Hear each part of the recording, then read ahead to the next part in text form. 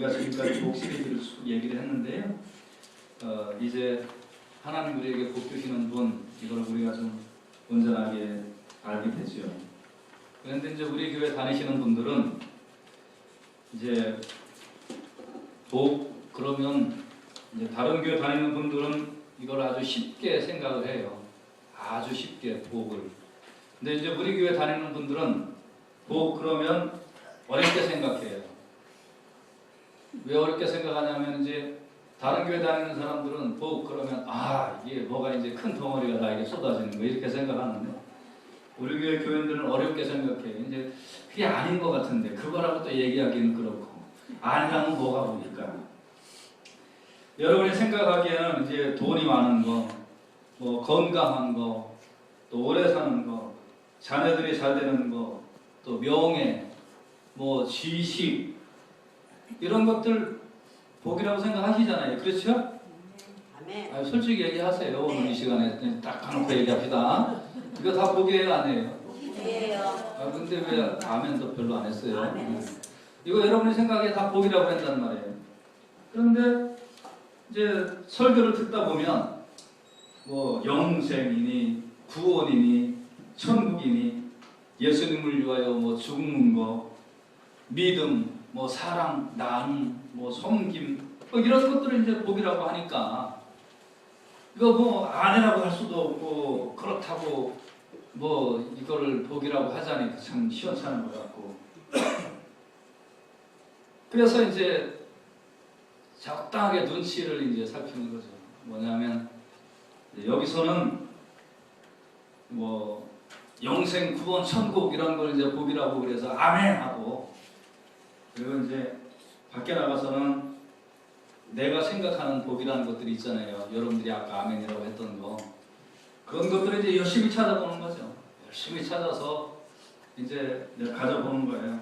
그래서 뭐 돈 많은 거 복이니까 그러니까 이제 내가 돈 많이 벌어서 그래서 이제 그 헌금도 좀 많이 내고 또 가난한 사람도 도와주고 또 내가 뭐 좀 더 이렇게 베풀고 좀 친절하고 또 섬기고 뭐 그러면 좋은 거 아니겠는가? 뭐 목사님도 말로는 뭐 이렇게 천국이니 영생이니 뭐 예수님을 위하여 죽을 수 있는 믿음 이런 게 뭐 복이라고 하지만 그렇지만 이제 속으로는 목사님도 얼마나 고생이 많겠냐. 그러니까 내가 더 많이 벌어갖고 이제 목사님 용돈도 좀 드리고 좀 그렇게 하자. 여기서 아멘이 나올 줄 알았는데 뭐 이렇게 하면 이게 얼마나 좋은 생각이겠어요. 그렇죠? 아멘. 네. 아멘 하는 사람들 있네요. 네. 이제 그러니까 이제 적당히 조합을 하는 거예요. 이제 교회에서 들은 이 복하고 또 내가 생각하는 이 복하고 딱 짬뽕을 시켜서 그래서 같이 갖고 가면 이게 이제 좋은 복 아니겠느냐. 그리고 예수 믿는다고 뭐 맨날 가난하게 살고 예수 믿는다고 맨날 어렵게 산다고 뭐 그게 뭐 좋은 게 되겠느냐. 이제 우리가 이렇게 생각을 하는 거예요. 이제 대부분의 사람들이 여기에 이렇게 이제 복을 이런 관점으로 이제 생각을 하는 거예요. 이거 틀린 거예요, 맞은 거예요? 헷갈리죠. 이게 틀린 건가? 대답은 조금 이따 하도록 하겠습니다. 자, 제가 이제 신학대학에 다닐 때 그때는 거의 매일 데모를 했어요. 전국적으로. 그리고 뭐 어떤 애들은 뭐 이렇게 자기 몸에다가 석유를 끼얹고 이렇게 분신 자살을 했어요. 뭐 광주 민주화운동 일어나고 뭐 독재 탄원이 뭐 막 이런 것들이 체리탄이 맨날 있었고 학교 예배실 안에 그 정보원들이 들어와서 어떻게 목사님들이 교수님들이 설교하나 그런 걸 다 조사해갔던 그런 시절이었어요. 참 젊은이로서 막 이렇게 피가 막 끓는 일도 많이 있었어요. 학교를 이렇게 오는데 정문 앞에 전경들이 다 이렇게 막아서 있으면서 그러면서 이제 그 여학생들 소지품 검사를 하고 그리고 말 안 들으면 막 그 자리에서 막 이렇게 때리기도 하고 그런 일들도 있었어요. 저게 도대체 어떤 사회인가, 이게 도대체 제대로 된 국가인가, 뭐 그런 생각을 하게 됐는데, 파출소 앞에는 뭐라고 써 있냐면, 연세 드신 분들 다 기억나시죠? 무슨 사회 구현? 정의사회 구현 이렇게 써 있었어요. 아니 이게 혼란스러웠어요. 이게 뭐가 정의인가 이런 게. 대학생들이 학교 다니는데 앞에서 저기 가방 조사하고 그렇게 하고 말 안 들으면 두드러 패고 방패로 머리 찍고 하는 게 무슨 정의사회인가. 이것 때문에 고민을 많이 했어요. 그때 저는 하나님의 축복이 뭔가, 이민족을 향한 하나님의 축복이 뭐냐, 가만히 생각해 보니까 이민족을 향한 하나님의 축복은 바로 해방이다. 이 억압된 현실 속에서 해방되는 것이 축복이고, 그것이 진정한 우리에게 필요한 복이지 뭐 다르게 뭐가 복이 있겠느냐, 그렇게 생각을 했어요. 그래서 이 보수 쪽에는 아주 정말 보수요 보수인 제가 다닌 침례신학대학교에서는 읽으면 안 되는 금기서적들이 있었는데, 그런 것들이 어떤 책이냐면 문동환 목사 책들. 이거 저 편집 안 하셔도 돼요. 그냥 내보내셔도 돼요. 지금은 그거 뭐 읽어도 되지만 옛날에는 그런 거 우리 학교에서 못 읽겠어요. 해방신학 책들. 그 당시에 사회적으로 빨갱이라고 했던 리영희 교수의 책들, 함석훈 사상, 안병문 교수의 책들, 이런 것들을 탐독을 한 거예요. 여기에 해방이 있을 거다. 여기에 분명히 뭔가 정의가 있을 것이다. 읽다가 보니까 헷갈려요. 이렇게. 아니 이게 뭐냐. 그래서 이제 헷갈리기 시작을 하니까 인간의 내면이 뭐냐. 그래서 인간에 대한 탐구에 대한 책들을 또 읽기 시작하다가, 그때는 성경을 제가 별로 안 읽었어요. 방황했어요. 고민스러웠어요. 뭐가 축복이냐. 참 고민스러웠던 그런 젊은 시절을 제가 보냈었습니다. 경제적으로 잘 사는 것도 복이 맞아요. 건강도 복이 맞아요. 복지와 정의사회가 구현되는 것도 복이 맞아요. 복이 아니라고 하지 마세요. 여러분, 이게 다 복이에요. 또 어떤 사람들은 이제 교회에 이런 얘기를 하는 분들도 있어요. 우리가 뭐 열심히 하나님 섬기면 됐지, 교회에 뭐 많은 사람들이 오는 게 필요합니까? 우리가 그냥 믿음 잘 믿고 믿음의 수준을 높이면 되죠. 그렇지 않아요. 한 명이라도 더 보이는 게 안 보이는 것보다 훨씬 좋은 거예요. 그렇지 않으세요? 이것도 복이에요. 영주권 없다가 영주권 받는 것도 복이고요. 공부 못하던 자식이 공부 잘하는 것도 복이에요. 하물며 민중이 해방되고 사회적 불평등과 억압이 이게 해방되고 암울한 현실이 타파되는 것이 왜 복이 아니겠어요? 이게 인류의 수건 아니에요? 그러니까 이 모든 철학자들과 사상가, 정치인들이 인류가 역사 동안 이거를 구현해보자. 이게 정말 인류의 복이다.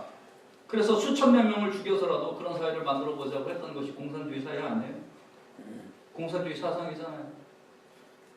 이렇게 사람이든 사회든 어떤 개인이든 가정이든 우리는 어떠한 정말 우리가 생각하는 복이라는 거, 이걸 갈망하는 것이 다 있단 말이죠.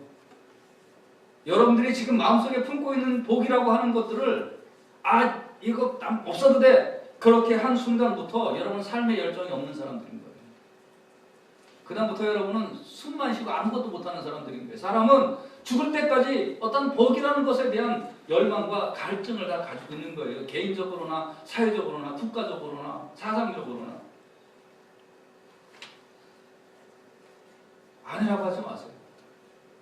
저는 우울하고 이게 뭔가 힘든 날 무슨 생각하는지 아세요?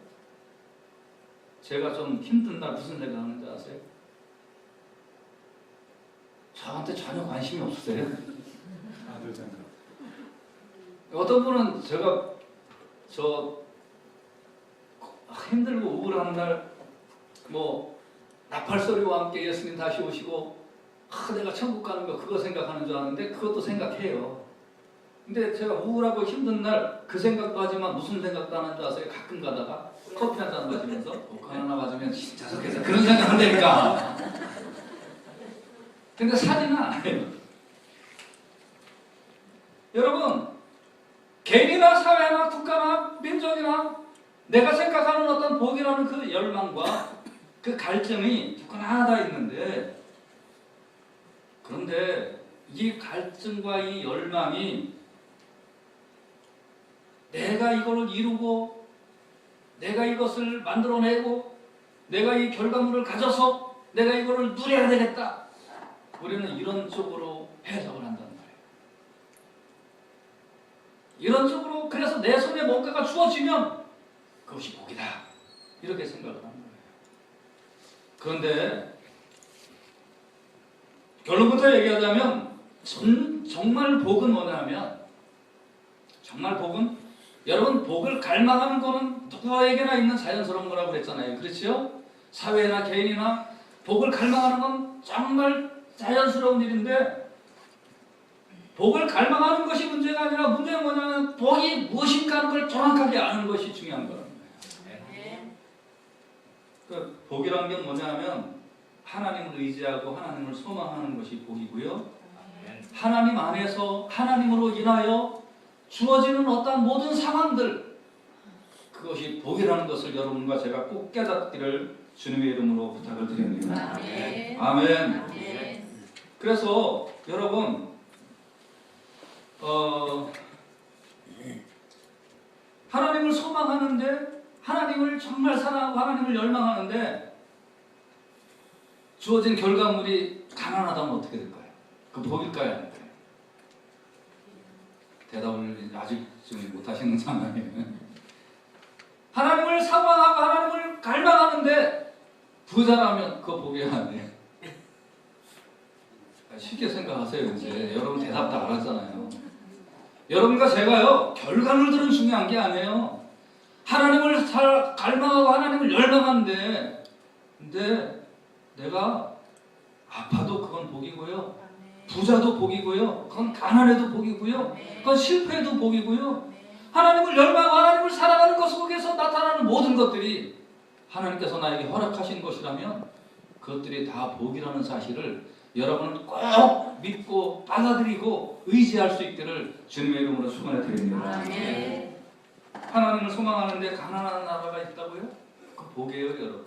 근데 하나님을 소망하지 않는데 내가 뭔가를 이루어내고 내가 복이라고 갈망하는 것들을 어떻게 하다 보니까 그것이 잘된 나라들이 있다고요?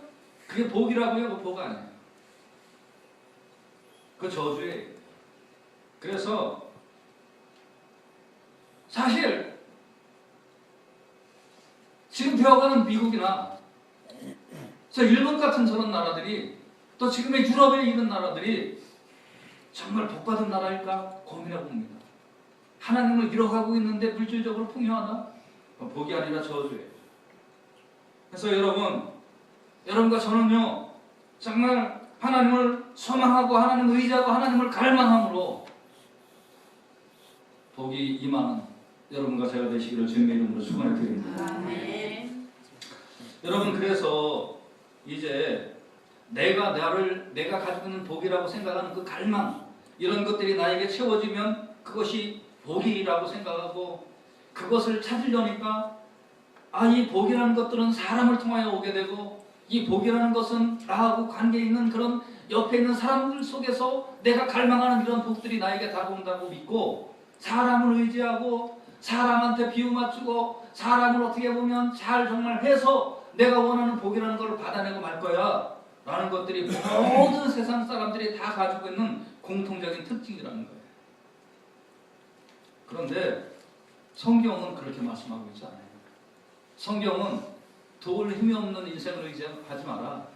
정말 복이 뭔 줄 아느냐? 복은 하나님을 갈망하는 그 자체가 너에게 복이다. 이걸 성경은 가르쳐주고 있다. 오늘 이 말씀이 여러분 깊음 속에서 깨달아지시기를 주님의 이름으로 축원해 드립니다.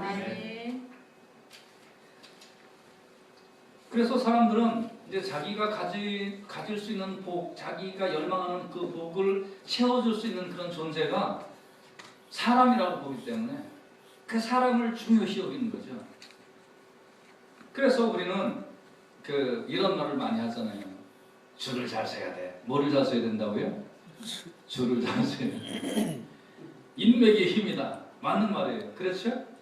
그래요, 안 그래요? 맞는 말이죠. 여러분, 제가 지금 말씀드리는 거 지금 나타나는 현상들의 안에 뭐가 있는지 보세요. 피라미드, 부동산, 또 사업 이런 것 속에 사실 안에 뭐가 있어요? 사람. 그렇죠? 인맥이 중요하니까 인맥 속에서 나타나고 이런 것들이 여러분이 원하는 갈망에 해당하는 복을 다 채워줄 수 있는 거예요. 정치인, 연예인 이 속에 중심이 뭐가 있어요? 사람. 사람이 나를 복을 줄 거야. 사람이 나에게 뭘 해줄 거야. 라는 것이 갈망이 돼 있단 말이에요. 근데 퀴즈. 그 목사는 목사도 사람이 많으면 성공한 건가요? 왜 대답을 안 하세요? 난 그거 성공이라고 보는데 뭐가 성공일까요? 자, 그럼 사람의 중심에 뭐가 있나? 한번 사람의 문제를 가지고 우리가 한번 생각해 보도록 하십시오. 창세기 6장 5절 우리 같이 한번 보시죠. 창세기 6장 5절 말씀을 같이 보세요.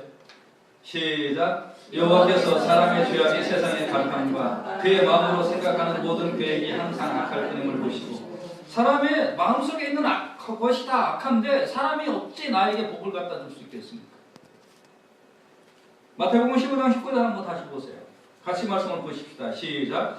마음에서 나오는 것은 악한 생각과 살인과 간음과 음란과 도둑질과 거짓 증언과 비방이니 이런 것들이 사람 속에 가득 채여 있는데 사람이 어찌 나에게 복이라는 것을 갖다 줄 수 있는 원동력과 힘이 될 수 있겠냐는 말입니다. 내가 갈망하는 것을 채워줄 수 있는 그러한 존재가 될 수 있겠냐는 말입니다. 그렇지 않잖아요. 그런데 이제 바울과 실라가 빌립보 지역에 전도하러 갔다가 그곳에 한 귀신 들린 여자를 이제 고쳐주게 돼요. 이제 그 여자는 귀신이 들려서 점을 잘 쳤어요. 귀신이 들려서. 근데 이 여자는 종이에요, 종.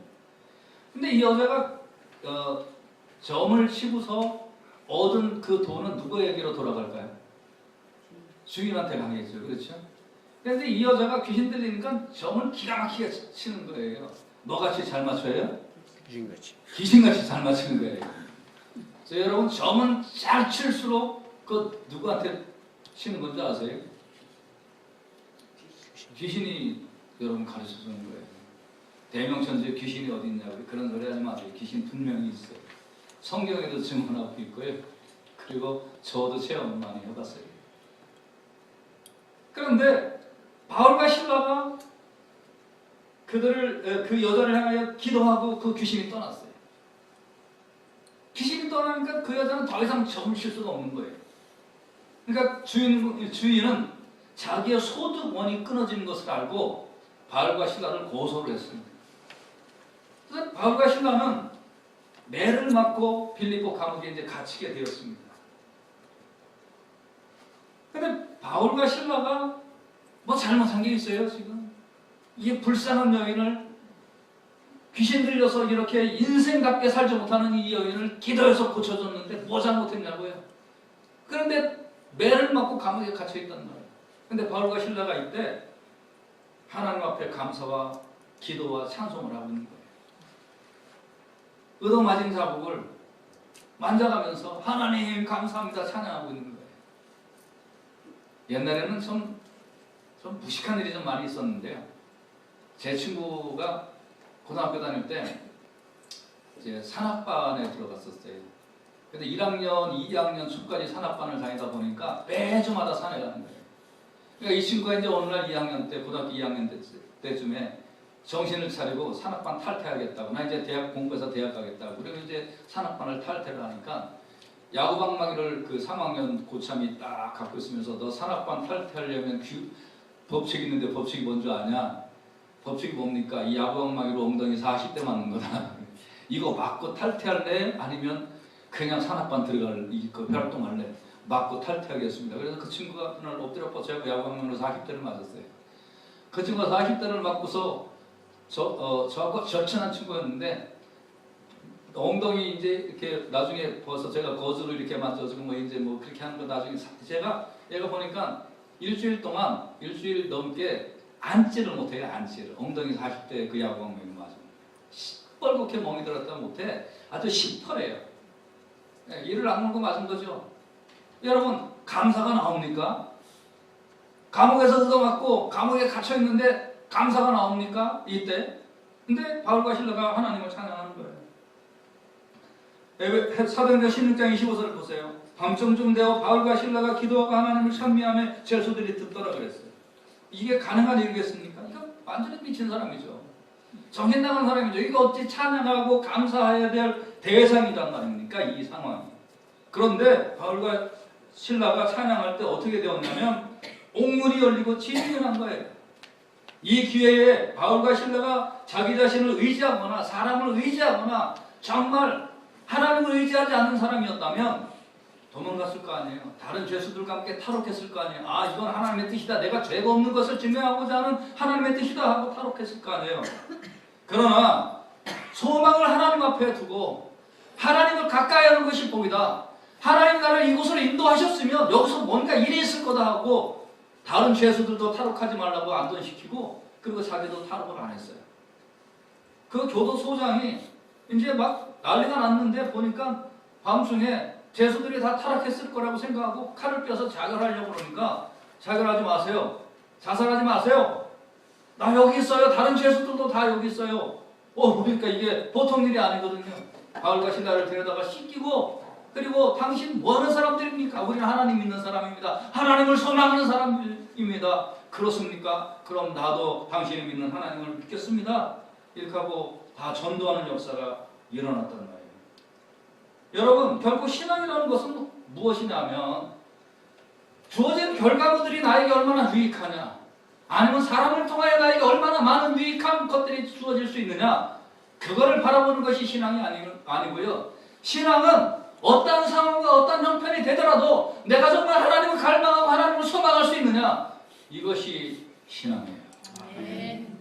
우리가 이거를 꼭 오늘 아침에 깨달을 수 있기를 주님의 이름으로 부탁을 드립니다. 아멘. 예수님이 십자가에 달리시고 죽으신 후에 3일 만에 부활하셨을 때 제자들은 잘 안 믿으려고 그랬어요. 사실 그 빈무덤도 보고 그러는데도 안 믿으려고 그랬어요. 참 믿기가 어려웠겠죠. 요한복음 21장 2절부터 한번 우리 교독해 보도록 하겠습니다. 여러분 거기 다 있죠? 요한복음 21장 2절. 제가 먼저 읽을 테니까 여러분이 3절, 홀수절을 읽어주세요. 같이 보시겠습니다. 시몬 베드로와 디두모라 하는 도마와 갈릴리 가나 사람 나다나엘과 세베대의 아들들과 또 다른 제자 둘이 함께 있더니 시몬 베드로가 나는 물고기 잡으러 가노라 하니 그들이 우리도 함께 가겠다 하고 나가서 배에 올랐으나 그날 밤에 아무것도 잡지 못하였더니 날이 새어갈 때에 예수께서 바닷가에 서셨으나 제자들이 예수이신 줄을 알지 못하는지라. 예수께서 이르시되 얘들아 너희에게 고기가 있느냐 대답하되 없나이다. 이르시되 그물을 배 오른편에 던지라 그리하면 잡으리라 하시니 이에 던졌더니 물고기가 많아 그물을 들 수 없었더라.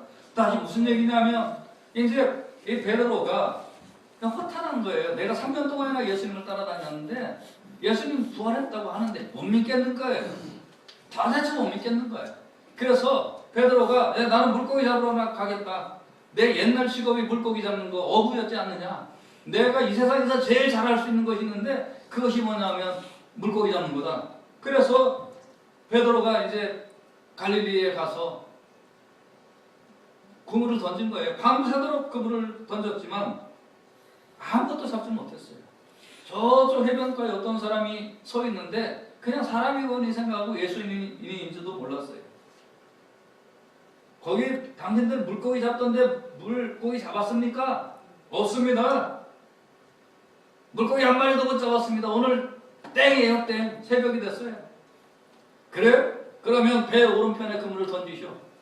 그래서 그 조선은 무슨 사람이야? 그냥 한번 그냥 믿자야 본전이니까 한번 해보자 그래서 던졌더니 그냥 물고기가 엄청나게 크게 잡힌 거예요. 자, 다시 9절부터 한번 13절까지 또 교독하겠습니다. 제가 먼저 읽겠습니다.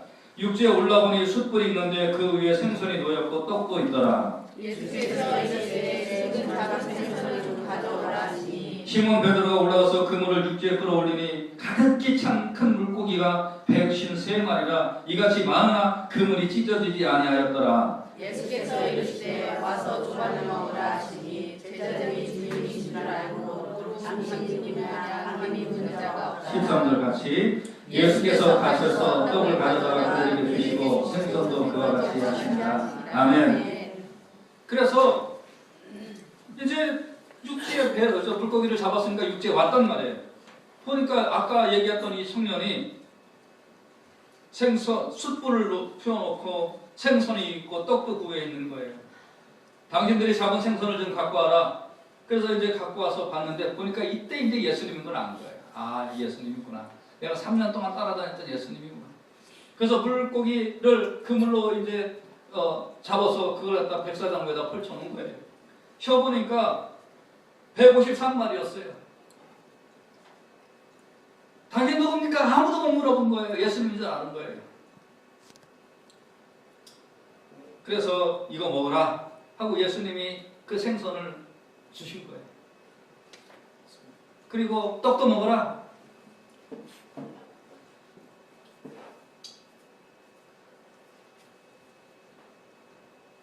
그들이 잡은 물고기를 끙끙대면서 가지고 와서 백사장부에 올려놨는데, 성경에 보면 그들이 잡은 물고기는 큰 물고기라고 했어요. 큰 물고기.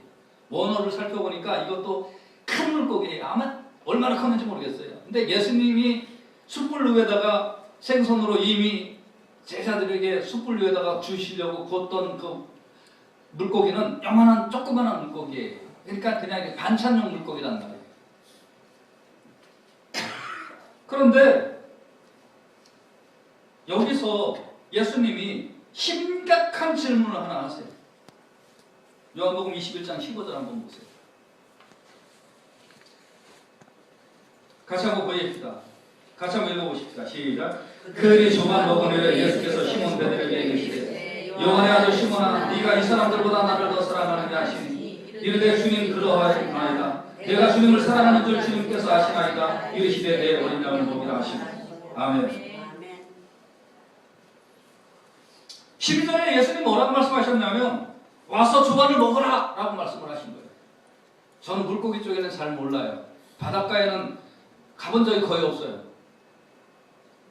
미국에 왔으니까 전 바닷가 가봤지, 충청북도에서 태어나서 바닷가라는 걸 모르고 살았어요. 그런데 어릴 때 생선 먹을 때 보면 한 가지 제가 어릴 때 느낀 게 있었어요. 충청북도는 바닷가가 없으니까 그냥 날 생선이 없어요. 전부 다 무슨 생선인지 아세요? 자방 생선이에요. 그거 무슨 뜻이냐면 소금을 다 쳐갖고 갖고 온 거예요. 그러니까 밤새도록 물고기 잡아가지고 이 청주 이쪽까지 들어오려면 물고기가 상하니까 전부 다 소금을 다 쳐갖고, 그래갖고 생선이 왜 이렇게 짠지 몰라요. 그래야 안 상하는 거예요. 근데 예수님이 지금 뭐라고 말씀하시냐면 물고기 잡아서 치워봐라. 153마리입니다. 그래? 와서 아침 먹어라. 여러분, 이 장면이 실감 나세요? 지금 제자들 마음속에 무엇이 담겨 있을까요? 153마리나 되는 큰 물고기 해 뜨면 다 어떻게 되는 거예요? 부패해서 다 썩어 없어지는 거예요. 근데 예수님은 한시가 급한데 와서 뭐 하라고 있는 거예요? 아침 먹어라. 이 조그마한 물고기, 이 조그마한 밥, 떡, 이거 너 먹고 있어라. 시간이 급한데 이거 먹으라고 하는 거예요. 저기 뉴폴 비치인가요? 거기에 가면 새벽에 생선시장 열리는 거 아시죠? 생선은 새벽에 다 불화를 시키는 거예요. 다 내보내야 된단 말이에요. 그런데 예수님은 아침 먹으라고 있는 거예요. 아침 먹으라고. 지금 당장 줄인 내 배를 채우기에는 이 숯불에 구운 생선이 나에게도 요긴한 거겠지만 153마리나 되는 이 물고기를 지금 빨리 갖다가 팔아서 돈으로 만들어가지고, 그래서 그걸 가지고 자식들 좀 주고 신발도 사주고 옷도 사입히고 하는 것이 눈에 보이기에는 훨씬 경제적인 유익이요 이득인데 아침 먹으라네요. 여러분이 만약에 베드로라면, 여러분이 이 현장에 제자들이라면 갈등 없겠습니까?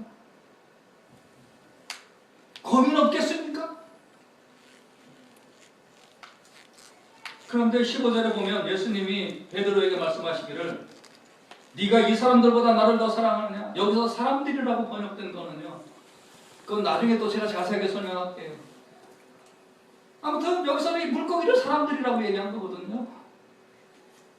이 가치, 이 얻어진 이 결과물, 지금 1분, 2분, 3분이 지나가며 해가 올라갈수록 썩어져가는, 가치가 없어져가는 이 물고기, 지금 당장 갖다 팔면 큰 돈을 벌 수 있는 이 물고기, 그러나 1시간, 2시간 네가 밥 먹는 사이에 가치가 없어지는 이 물고기, 이것보다 네가 나를 더 사랑하니 지금. 베드로가 고민이 많죠. 그래서 16절 17절에 보면 계속 고민하는 게 나옵니다. 여러분, 지금 밥을 먹지만 밥을 맛있게 먹겠어요? 그러니까 베드로가 고민스러워서 내가 주님을 사랑하는 거 주님이 아십니다라고 대답을 하는 거예요. 저기서 우리는 진정한 고백이 나오는 거예요. 여러분 한번 생각을 해보세요. 지금 교회 와서 앉아있으면 만약에 한 5만 불 정도가 손해가 나는 상황이 발생하고요. 지금 교회 바깥 그냥 내가 교회 오늘 예배 안 드리고 그냥 그거 5만 불 건지면 쉽게 건질 수 있는데 내가 교회 안 오면 또 우리 목사님 눈썹이 이렇게 올라갈 것 같아서 교회를 내가 와야 되는 상황이다. 그럼 쉽게 발걸음에서 몸을 쉴 수 있겠어요? 눈에 보이는 결과물, 이것이 정말 만만치 않은 결과물인데 이거를 보면서 주님 말씀대로 아침 먹으라 이 음성에 순종할 수 있겠어요, 여러분? 저는 이 성경 구절을 읽다가 아주 고민이 됐던 제 자신을 발견할 수 있었습니다.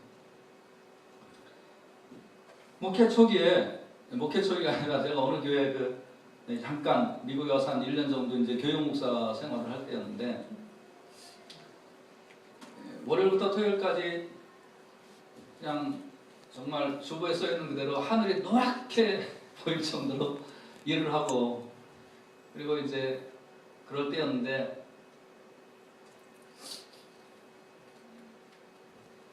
애들 수리가 이제 나이가 있지만 그때는 12살, 13살 그런 때였으니까 얼마나 애가 먹는 거 많이 먹겠어요. 1불짜리 햄버거 하나를 사주고 그거를 이제 먹는 모습을 이렇게 지켜보고 있던 그런 시절이었는데 저에게는 기본적인 문제가 컸어요. 기본적인 문제가. 아니 이게 사치스러운 거는 생각도 못했고 아주 기본적인 거. 먹고 사는 문제. 이거 어떻게 밥을 안 먹고 살아는가 하는 그런 문제에 직면하고 있는 그런 문제들. 저는 우리 교회 교인들이 다 이해를 하리라고 믿고 저는 이 설교를 지금 이야기를 하는 거예요. 우리 교회 교인들은 정말 그런 면에서 편한 교인들이기 때문에 근데 제가 정말 목사만 아니라면 하나님 어떻게 그냥 먹을 것도 없습니다. 지금 먹을 것도 어느 집에서 신방을 오라 그러면 거의 갈 기름값도 없습니다. 근데 하나님 이런 상황에서 내가 11조를 내야 되나요? 11조만 안 내면 애들 먹는 걸 좀 더 먹일 수 있겠어요. 떨어진 신발 그거 좀 사줄 수 있겠어요. 근데 제가 어떻게 해야 됩니까 하나님?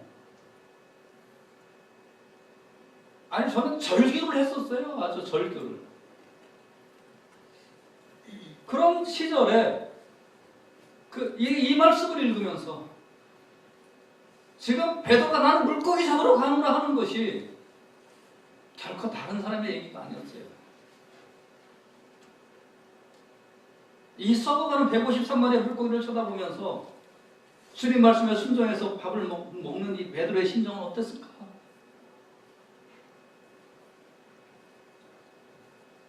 여러분 이것이 무슨 깨달음인 줄 아세요?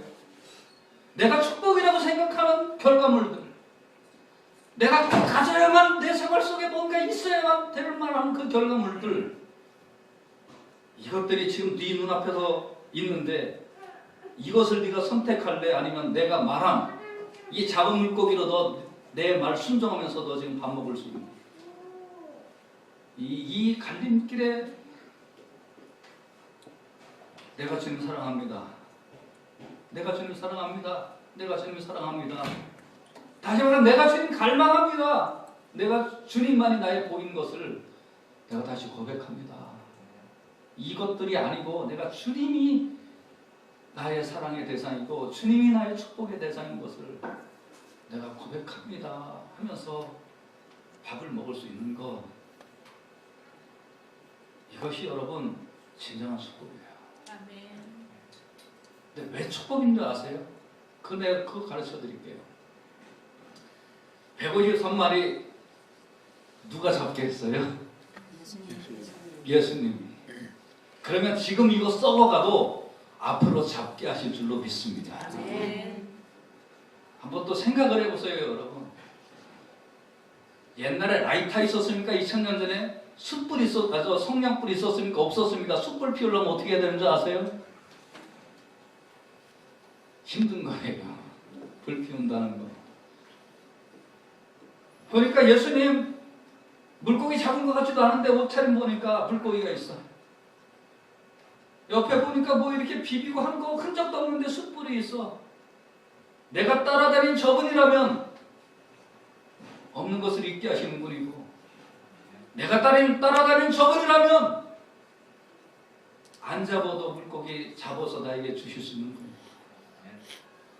없는 빈 금을 말씀 한 마리로 내려서 순종했더니 나에게 주실 수 있는 분이다. 그렇다면 이거 썩어가는 거 아무것도 아닙니다. 여러분, 내 눈에 보여지는 결과물이 중요한 것이 아니라 나에게 말씀하시는 주님, 나에게 역사하시는 주님, 이분이 나의 소망이고 이분이 나에게 축복인 것을 오늘 이 시간에 꼭 깨달으시기를 주님의 이름으로 축원해 드립니다. 눈에 보이는 결과물들이 없어도 괜찮아요. 주님이 필요하시다면 분명히 주실 거예요. 여러분, 내 눈물 있는 기도를 주님이 안 들어주신 게 없어요. 여러분, 정말로. 오늘 내가 축복이라고 생각하는 것들, 그거 축복 아니고, 주님을 열망하는 거, 주님을 갈망하는 거, 주님이 내 안에 들어오고 내가 주님 안에 들어가는 거, 주님 말씀에 순종하는 거, 이것이 진정으로 나의 축복이구나. 주님이 나의 축복이구나.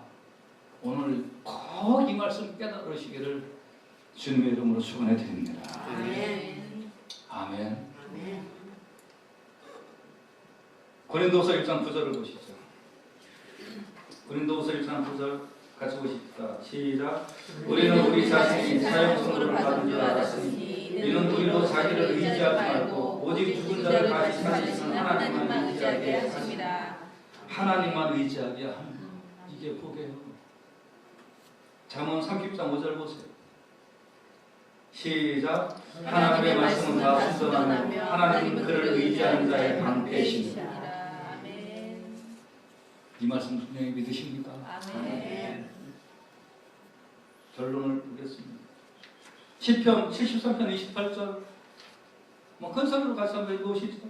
시작. 하나님께 가까이 함이 내게 복이라. 다시 한번요. 시작. 하나님께 가까이 함이 내게 복이라. 아멘. 사람은 좋다가도 헤어지며 재물은 있다가도 없어지는 것입니다. 그러나 우리 하나님은 영원히 계시고 하나님의 뜻은 영원합니다. 그러므로 하나님을 가까이 하는 것이 복입니다. 하나님을 가까이 하면서도 가난한 것도 복이고 부유한 것도 복이고, 하나님을 가까이 하면서 건강한 것도 복이고 아픈 것도 복입니다. 우리는 하나님을 절대 의존적으로 살아갈 수밖에 없도록 지음을 받았습니다. 하나님 안에 내려오는 말씀과 은혜로 이 땅을 살다가 영원한 하나님 나라에서 하나님과 함께 영생을 누리는 귀한 복이 여러분과 저에게 일생 동안 함께 하시기를 예수님의 귀하신 이름으로 축원해 드립니다. 아멘.